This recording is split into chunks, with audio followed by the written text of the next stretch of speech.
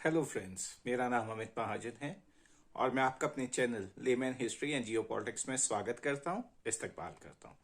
तो दोस्तों, देश में इलेक्शंस अनाउंस हो चुके हैं। कल 3 बजे इलेक्शन कमीशन ने इलेक्शंस का शेड्यूल जारी कर दिया। हमारे देश में जो जनरल इलेक्शंस हैं वो 19 अप्रैल से लेकर 4 जून तक होंगे, जिसमें हमारे देश के सब राज्य के लोग अपनी जो सेंट्रल गवर्नमेंट है, केंद्र सरकार है, उसको चुनने के लिए अपने मत का प्रयोग करेंगे। तो दोस्तों, आज हम बात करेंगे कि देखिए, ये इलेक्शंस तो चल रहे हैं और इलेक्शंस राजनीतिक दलों के बीच में ही होते हैं। तो राजनीतिक दल अपने मैनिफेस्टो को, अपने मुद्दों को लेकर ये चुनाव लड़ते हैं और उसके बाद हमें एक सरकार मिलती है जिससे कि हम ज्यादातर लोग वोट देते हैं। आज दोस्तों जो हम बात करेंगे कांग्रेस पार्टी की, इंडियन नेशनल कांग्रेस की। ये वो पार्टी है जिसने देश पे सबसे ज्यादा रूल किया है और आज ये जो पार्टी है ये हाशिए पे जा चुकी है, ऑन अ डिक्लाइन ही आप कह सकते हैं इसे। तो हम बात करेंगे कि इसके क्या रीजंस हैं कि कांग्रेस का ये हाल हो गया है। एक पार्टी जिसके इतने कद्दावर नेता थे, Jawaharlal Nehru, Indira Gandhi, Rajiv Gandhi, Sonia Gandhi, prime minister Manmohan Singh, PV Narasimha Rao ji, उसके बाद एक पार्टी का ऐसा हाल हो जाना, क्या रीजंस हैं इस चीज के। तो दोस्तों, इलेक्शन शेड्यूल अनाउंस हुआ। बीजेपी ने अपनी 2 लिस्ट जारी कर दी कैंडिडेट्स की। उनके 267 कैंडिडेट्स उन्होंने अनाउंस कर दिए हैं। कांग्रेस ने भी अपनी 2 लिस्ट जारी करके अपने 82 कैंडिडेट्स जो हैं वो अनाउंस कर दिए हैं लोकसभा इलेक्शंस के लिए। तो दोस्तों, ये जो आज की डेट में जो लड़ाई है ना, देखिए, आज की डेट में लड़ाई नुक्कड़ चौक चौराहों पे लड़ी जाती है, मौखिक रूप से तो लड़ी जाती है, एक ना प्रचार माध्यम के रूप से भी लड़ी जाती है। प्रचार माध्यम क्या है? Social media. और एक आज की डेट में नैरेटिव बिल्डिंग बहुत बड़ी चीज है कि एक पार्टी एक नैरेटिव क्या बिल्ड करती है, जिसको लेके वो इलेक्शन में लोगों के पास जाती है कि मेरा ये नैरेटिव है और आप मुझे इसके लिए वोट दें। दोस्तों, इलेक्शंस अभी हुए नहीं है, इलेक्शन का शेड्यूल अनाउंस हुआ है और बीजेपी का कहना यह है कि हम 400 प्लस सीट्स प्राप्त करेंगे, 370 प्लस या 400 प्लस। इलेक्शंस नहीं हुए भाई साहब अभी। उनका तो नैरेटिव बिल्ड कर दिया उन्होंने। लड़ाई ये नहीं है कि इलेक्शन जीतेगा कौन, लड़ाई उनकी तरफ से ये है कि हम सीटें कितनी लाएंगे। तो उन्होंने, आपने जो ऑपोजिशन है, आपने उसको ऑपोजिशन को बिल्कुल ही डिस्काउंट कर दिया। किसी पल्ले लायक नहीं समझा आपने ऑपोजिशन को कि ऑपोजिशन एक फाइट भी पुट अप कर सकता है। और आप जो ये 400 सीटों का बेंचमार्क क्रिएट कर रहे हैं नैरेटिव बिल्डिंग में, आप इस चीज को याद रखें भाई साहब। राजीव गांधी, हाँ जी, राजीव गांधी ने 1985 में 414 सीट्स लाई थी लोकसभा की जब इलेक्शंस हुए थे। तो आप उनकी बार को क्रॉस करना चाहते हैं, तो क्यों नहीं हमारी कांग्रेस इस चीज को बुनाती कि भैया आप जो 370 और 400 पे जा रहे हैं, उसके 414 तो हम पहले ही प्राप्त कर चुके हैं। आप हमारे बेंचमार्क को छूना चाहते हैं। तो ये है नैरेटिव बिल्डिंग जो बीजेपी कर रही है और कांग्रेस उसका काउंटर नहीं कर पा रही है। आप बात करते हैं राम मंदिर की, प्रभु श्री राम की जय, मैं भी कहता हूं, आप सब भी कहते हैं। लेकिन आप, बीजेपी ने तो राम मंदिर बनवाया, पर राम मंदिर का ताला किसने खोला था? सन 1988 में किसने खुलवाया था? 1948 में बंद किया गया था राम मंदिर को, किसने खुलवाया था ताला? वो खुलवाने वाले थे राजीव गांधी। ये कांग्रेस क्यों नहीं प्रचारित करती, क्यों नहीं जनमानस को बताती कि हम भी लोगों के हितैषी हैं, हम भी लोगों की भावनाओं का ख्याल करते हैं, हम सेंटर की पॉलिटिक्स करते हैं, बीजेपी राइट की पॉलिटिक्स करती है। ये क्यों नहीं बता पाती कांग्रेस पार्टी लोगों को? देश के जनमानस तक क्यों नहीं अपनी बात पहुंचा पाती? आप नैरेटिव बिल्डिंग की बात करते हैं कि आप देश को इतनी आगे ले गए, यकीनन लेके गई है मोदी सरकार आगे। तो क्या सिर्फ मोदी सरकार लेके गई है? लिबरलाइजेशन किसने स्टार्ट की, उदारीकरण किसने स्टार्ट किया? स्टार्ट करने वाले थे पीवी नरसिम्हा राव जी, साथ में उनके फाइनेंस मिनिस्टर मनमोहन सिंह जी, जो बाद में हमारे देश के 2 बार के प्रधानमंत्री बने। तो इन लोगों ने लिबरलाइजेशन को स्टार्ट किया था भाई साहब। 2009 में नैरेटिव बिल्डिंग की बात है ना कि आप इतनी आगे लेके जा रहे हैं। 2004 में जब ये बीजेपी हारी थी और कांग्रेस की सरकार आई थी यूपीए की, तो 2009 में भी ये रिपीट हुई थी। रिपीट क्यों हुई थी? रिपीट इसलिए हुई थी कि इसे जनमानस का सपोर्ट था। इंडिया की जो उस टाइम पे राइजिंग मिडिल क्लास ने थी, उसने सिविलियन न्यूक्लियर डील पे कांग्रेस को सपोर्ट किया था। और आप यकीन माने भाई साहब, आपको एक फैक्ट बताता हूं, कांग्रेस ने 2009 के जनरल इलेक्शंस में यूपी में 30 सीटें जीती थी, जहां पे आज उनका नामो निशान नहीं है। राहुल गांधी पिछली बार वहां पे इलेक्शन हार गए थे अपना, स्मृति ईरानी से। तो ये नैरेटिव बिल्डिंग है भाई साहब। आप भी अपना नैरेटिव बनाइए जैसे बीजेपी बना रही है। अगर आप ना अपना नैरेटिव बनाएंगे, बीजेपी को सोशल मीडिया पे काउंटर करेंगे, तभी आप इलेक्शन जीत पाएंगे। नहीं तो इलेक्शन जीतना बहुत मुश्किल है आज की डेट में। ये जो सोशल मीडिया वॉरफेयर है, ये सब जो चीजें चल रही हैं, आप नैरेटिव नहीं बिल्ड करेंगे तो आपका कुछ नहीं हो सकता। अब आते हैं नंबर 2 पे। दूसरा रीजन क्या है? दूसरा रीजन ये है कि कांग्रेस के पास ऑर्गेनाइजेशन कहां है। ऑर्गेनाइजेशन ही खत्म हो गई है। हर जगह आपको कांग्रेस के छुटपुट वोट हर कॉन्स्टिट्यूएंसी में मिलेंगे, चाहे वो लेजिस्लेटिव असेंबली हो, विधानसभा की हो, या वो लोकसभा की हो। हर जगह बीजेपी, ये कांग्रेस का छुटपुट वोट है, लेकिन वो संगठित नहीं है। कांग्रेस के पास ऑर्गेनाइजेशन नहीं बची है। हिंदी हार्टलैंड में आप देखें, जहां पे तकरीबन 225 सीट्स है लोकसभा की, वहां पे जहां पे कांग्रेस की बीजेपी के साथ डायरेक्ट फाइट है, वहां पे कांग्रेस ऑलमोस्ट शून्य हो चुकी है। ये नहीं कि कांग्रेस के पास आधार नहीं, लेकिन कांग्रेस के पास वो कैडर नहीं, वो ऑर्गेनाइजेशन नहीं जो बीजेपी के नैरेटिव के साथ लड़ सके, उसे काउंटर कर सके। ये तो नहीं कि सिर्फ बीजेपी ही देश की हितैषी है, बाकी पार्टियां नहीं है, या सिर्फ बीजेपी ही देशभक्त है और पार्टियां नहीं। हर कोई देश का सोचता है भाई साहब। लेकिन बात यह है कि कांग्रेस को अपने कैडर को फिर से संगठित करना होगा, उसके अंदर जान फूंकनी होगी, जमीनी नेता खड़े करने होंगे, जमीन पे ये लड़ाई लड़नी होगी, और अपने कैडर को बना के फिर से अपनी पार्टी को फिर से पार्टी के अंदर वेग भरना होगा कि कांग्रेस पार्टी फिर से खड़ी हो, हिंदी हार्टलैंड में बीजेपी को फेस करे। आज की डेट में कांग्रेस केरला की 20 सीट, कर्नाटक की 28 सीट और तेलंगाना की 25 सीट के बेसिस पे, मतलब तकरीबन 62 सीटों के बेस पे ये जो लोकसभा का इलेक्शन है वो लड़ने जा रही है। तो क्या 62 सीटें लेके आप उस पार्टी से कंपेयर कर सकते हो जिसकी खुद की मेजोरिटी है आज की डेट में लोकसभा में? 303 सीट्स तो बीजेपी की अकेली की हैं, और अब वो कह रहे हैं हम 370 लाएंगे, 400 प्लस लाएंगे। तो भाई साहब कैसे लाओगे आप? कैसे लड़ोगे आप बीजेपी से अगर आपके पास कैडर ही नहीं होगा? तीसरा जो पॉइंट है वो ये है, lack of strong leaders. Congress के पास आज की डेट में स्ट्रॉन्ग लीडर्स नहीं है। मल्लिकार्जुन खड़गे जी हैं, उनके बहुत स्ट्रॉन्ग क्रेडेंशियल्स हैं, दलित हैं वो। 1940 में वो अपनी मां को दंगों में खो चुके हैं। ये उस रीजन से आते हैं जिसे किसी टाइम पे हैदराबाद स्टेट कहा जाता था, हैदराबाद का जो राज्य हुआ करता था रजाकारों का। इन्होंने अपनी मां को दंगों में खो दिया था, लेकिन इनके मन में कोई द्वेष नहीं है। दलित भी हैं, हिंदी भी अच्छी काम चलाओ बोल लेते हैं। और जब आपके पास ऐसा नेता है तो आप उसको ऐसी स्ट्रेंथ देते क्यों नहीं, एम्पावर क्यों नहीं करते उसको कि वो बीजेपी के साथ आगे जाके लड़े? क्यों उसको हर चीज के लिए किसी से परमिशन लेनी पड़ती? आपके जो स्टेट लीडर्स होते थे, स्टेट लीडरशिप किसी टाइम पे कांग्रेस में बहुत स्ट्रांग होती थी। मुझे याद है राजशेखर रेड्डी जी हुआ करते थे। जब तक राजशेखर रेड्डी थे, आंध्रा में पत्ता तक नहीं हिला करता था। तब आंध्रा और तेलंगाना कंबाइन थे।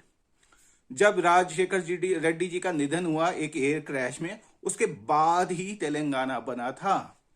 उनके होने तक तो ये जो केसीआर हैं, इनका कोई अता पता ही नहीं था। इनको बिल्कुल दबा के रखा था उन्होंने, मतलब उठने नहीं दिया था उनको, उनकी राजनीति को उठने नहीं दिया था राजशेखर रेड्डी ने। और उन्हीं के बेटे हैं अब जगनमोहन रेड्डी, जो कि कांग्रेस से अलग हो चुके हैं। तो जमीनी नेता नहीं है आपके पास। इस जमीनी नेताओं को खड़ा करें हर स्टेट में। याद करें वो 1960-65 का दौर, 1947 से लेकर 65-66 तक का दौर, जब कांग्रेस के पास एक तरफ तो जवाहरलाल नेहरू जैसे कद्दावर नेता होते थे, तो स्टेट्स में भी कद्दावर नेता हुआ करते थे। कामराज को देखें आप, तमिलनाडु में कितने स्ट्रांग नेता थे वो। और इसी तरह हर स्टेट में कांग्रेस के पास एक लीडरशिप होती थी, जो लोगों की विचार अपनी सेंट्रल लीडरशिप तक पहुंचाती थी। और जो इलेक्शन कांग्रेस उस टाइम पे स्टेट्स में लड़ा करती थी, विधानसभा के या लोकसभा पे, उन पे इन लीडर्स का बहुत ज्यादा इंपैक्ट हुआ करता था। आज की डेट में वो इंपैक्ट लीडर्स किधर हैं भाई साहब? कांग्रेस के पास कहां पे है नेता? जमीनी तौर पे लड़ने वाले नेता किधर गए कांग्रेस के पास? जो तो आपके नेता थे वो तो डिफेक्ट कर गए। शरद पवार को देखिए, वो कांग्रेसी। ममता बनर्जी को देखिए, वो एक्स कांग्रेसी। उसके बाद जगन मोहन रेड्डी को देखिए, वो एक्स कांग्रेसी। तो आपको इनको एम्पावर करना था ना। ये लोग लायक थे तो इनको वो ताकत देते, आप इन्हें अपनी पार्टी में ड्यू इनकी रिस्पेक्ट देते कि ये लोग भी कांग्रेस का, आज कांग्रेस के परचम के नीचे लड़ते। तो क्या बीजेपी जो ऑपोजिशन का हाल कर रही है, या जिसे कहा जाता है कि ये जो हमारा गणतंत्र है, प्रजातंत्र है, इसके अंदर जो ऑपोजिशन का रोल होना चाहिए उसे ढंग से आज कांग्रेस निभा पाती? आज की डेट में जो जो सत्तारूढ़ पार्टी है उसके मन में जो आता है वो करती है। उसे चेक में रखने वाला ऐसा लगता है कोई है ही नहीं। आप सिर्फ एक भाषण दे सकते हैं, उसके अलावा तो आपके हाथ में कुछ भी नहीं है। आप क्रिटिसाइज कर सकते हैं, उसके अलावा आप जिस तरह से बीजेपी की ट्रेन चल रही है, ये रथ चल रहा है, इसे रोकना ऑपोजिशन के लिए नामुमकिन दिखता है। तो जमीनी नेता खड़ा करें कांग्रेस वाले। अगर आप नहीं खड़ा करेंगे, आप अपने कैडर को सशक्त नहीं बनाएंगे, उन्हें एम्पावर नहीं करेंगे, मेरिट बेस पे उनको इज्जत देकर उनको रिस्पॉन्सिबिलिटीज नहीं देंगे, आपकी पार्टी कभी खड़ा नहीं हो पाएगी। चौथे पॉइंट पे आते हैं। चौथा पॉइंट ये है कि एक करप्शन का जो कांग्रेस का कहा जाता है कि कांग्रेस में करप्शन बहुत ज्यादा होती है, और यूपीए 2 का जो बैगेज है ना, यूपीए 2 का बैगेज वो बहुत ज्यादा हैवी है, बहुत ज्यादा हावी है आज भी कांग्रेस की। मुझे याद है, तब मैं करीबन आज से 14 साल पहले, 15 साल पहले, शायद मैं 30-32 साल का ही था, तो एक टेलीकॉम घोटाला हुआ था। डीएमके के एक मिनिस्टर थे, कोलिशन गवर्नमेंट थी, डीएमके के कोटे से एक मंत्री थे, ए राजा।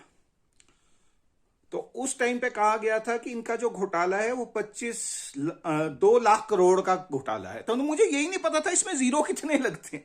जब मुझे यही नहीं पता था इसमें जीरो कितने लगते हैं, आज की डेट में थोड़ा पढ़ लिख गए, हमने थोड़ा चीजों को एनालाइज करना शुरू कर दिया, तो पता लगा वो $25 बिलियन का घोटाला था।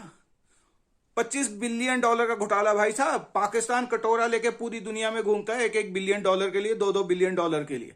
समझिए क्या स्केल का घोटाला था वो। कांग्रेस आज तक वो इसके कोalition पार्टनर्स के किए गए पापों से बाहर नहीं निकल पाई।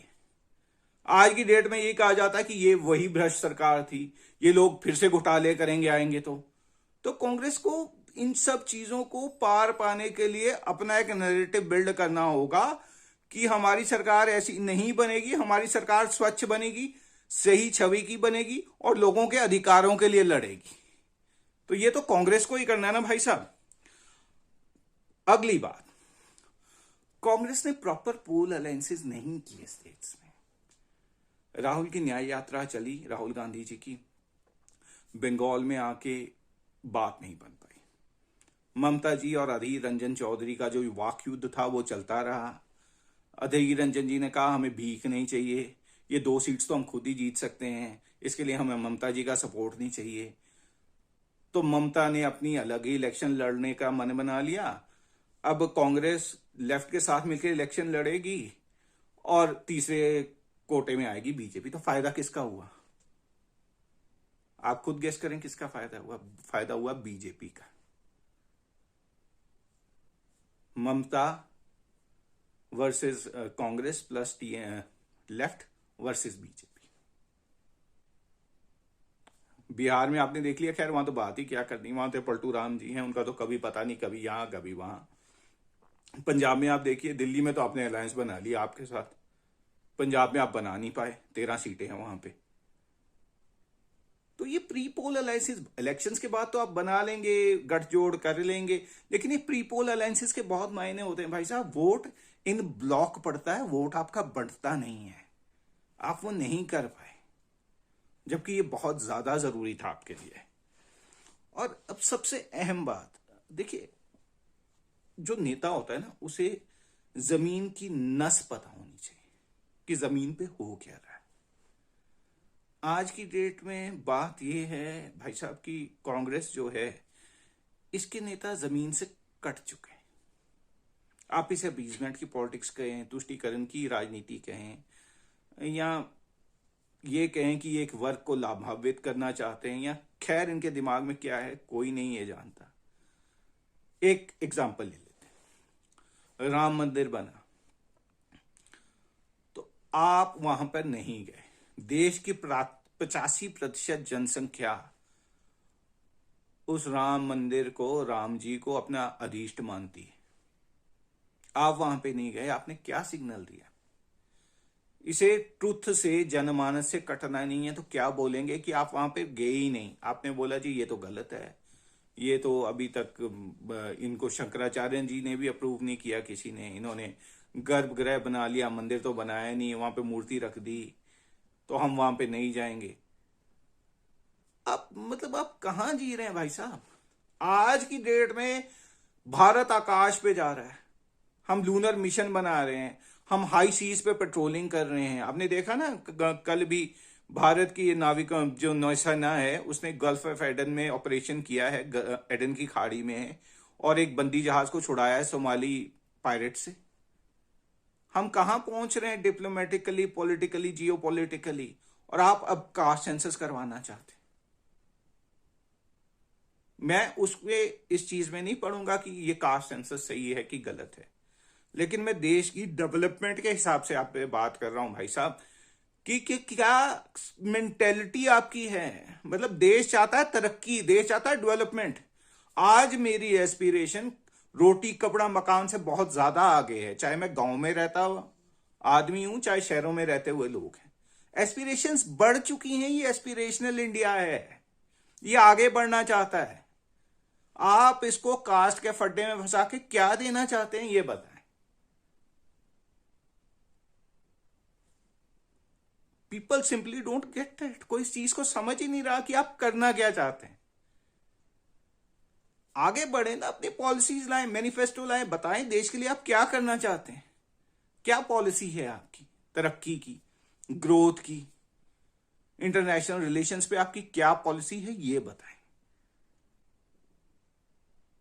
ये तो आपको ही करना है ना भाई साहब। देश की सबसे पुरानी पार्टी है आप, 1885 में एस्टेब्लिश हुए थे आप, आपका एक ट्रैक है, आपकी एक हिस्ट्री है। और इस सब से हो क्या रहा है जब आप ऐसी पॉलिसीज देते हैं, ऐसे बयान देते हैं, अडानी अंबानी गाते हैं हर वक्त, जबकि वो कि देश के सबसे अमीर व्यक्ति हैं और अपनी मेहनत से ही बने होंगे। हर कोई जो पावरफुल व्यक्ति होता है ना, उसको सरकार का, चाहे आपकी सरकार आए चाहे बीजेपी की आए, उनका सपोर्ट चाहिए होता है। ये जो इलेक्टोरल बॉन्ड्स हैं, ये आपको भी मिले हैं और बीजेपी को भी मिले हैं और बाकी हर पार्टी को भी मिले हैं। ये देने वाले यही लोग तो हैं, मेरे जैसा आदमी तो नहीं दे सकता। तो अडानी अंबानी गाने से क्या देश का कुछ भला हो रहा है? इससे सिर्फ आपका जो कांग्रेसी कैडर है वो डीमोरलाइज हो रहा है। इस चीज को समझें। आज की डेट में किसी कांग्रेस के प्रति निष्ठावान व्यक्ति को अगर किसी वर्करी करने जाना हो वोटों के लिए, वो जाके बोले क्या ये तो बताएं। मेरे पास सुक्खू जी हैं यहां पे, मैं सुक्खू जी के सिर पे वोट मांगने जा सकता हूं कि वो काम कर रहे हैं। बाकी मैं अपने सेंट्रल बेसिस पे क्या वोट मांगने जाएगा आदमी, आप मुझे ये बताएं। कुछ है ही नहीं भाई साहब। आप इस पार्टी को फिर से खड़ा करें। और ये जो लड़ाई चल रही है ना कुत्ता बिल्ली के पार्टी के इंटरनल ऑर्गेनाइजेशन के बीच में, जहां पे भी पार्टी पावर में आ गई, चाहे हिमाचल है चाहे कर्नाटका है, हमने पीछे वहां पे भी देखा था राजस्थान में, फिर वहां पे भी देखा था मध्य प्रदेश में। इस इनफाइटिंग को, आपसी लड़ाइयों को बंद कराएं, इनमें लगाम लगाएं, एक स्ट्रांग सेंटर बनाएं नेताओं को स्टेट लेवल पे एम्पावर करें, उनकी जो कैपेबिलिटी है उसके हिसाब से उन्हें जिम्मेवारियां दें और सबको बताएं कि संगठन बड़ा है, पार्टी बड़ी है, देश सबसे बड़ा है, देश के लिए काम करें, अपने पर्सनल हितों को साइड पे छोड़ के। सचिन पायलट और अशोक गहलोत की लड़ाई में कम नुकसान नहीं हुआ आपका। कर्नाटक में अभी आप सत्ता में है, लोकसभा का इलेक्शन आपके सिर के ऊपर है, डीके शिव कुमार और सिद्धारमैया की लड़ाई जारी है। चाहे वो ओपनली इस टाइम पे नहीं बोल रहे, लेकिन क्या DK Shivakumar chief minister नहीं बनना चाहेंगे? हिमाचल में देख लीजिए, सुक्खू जी और प्रतिभा सिंह जी के बीच में क्या चल रहा है। आप 6 लेजिस्लेटर्स दे थे, उन्होंने क्रॉस वोटिंग कर दी। जो कांग्रेस का कैंडिडेट था राज्यसभा का वो हार गया और बीजेपी का कैंडिडेट था वो जीत गया। कैडर भाई साहब, आपका जो कैडर है वो डिमोरलाइज हो रहा है। कैडर को संभालिए, जो बचा कुचा डी कैडर है आपका। जो वोटिंग होती है वो स्टेट इलेक्शंस में अलग बेसिस पे होती है, सेंट्रल इलेक्शंस में अलग बेसिस पे होती है।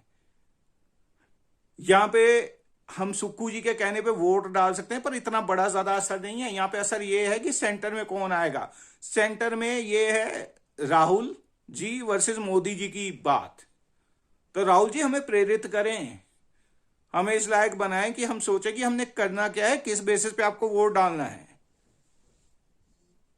देश को अधिमान देते ही हैं आप वैसे, लेकिन अपना जो नैरेटिव है उसको लोगों तक पहुंचाइए।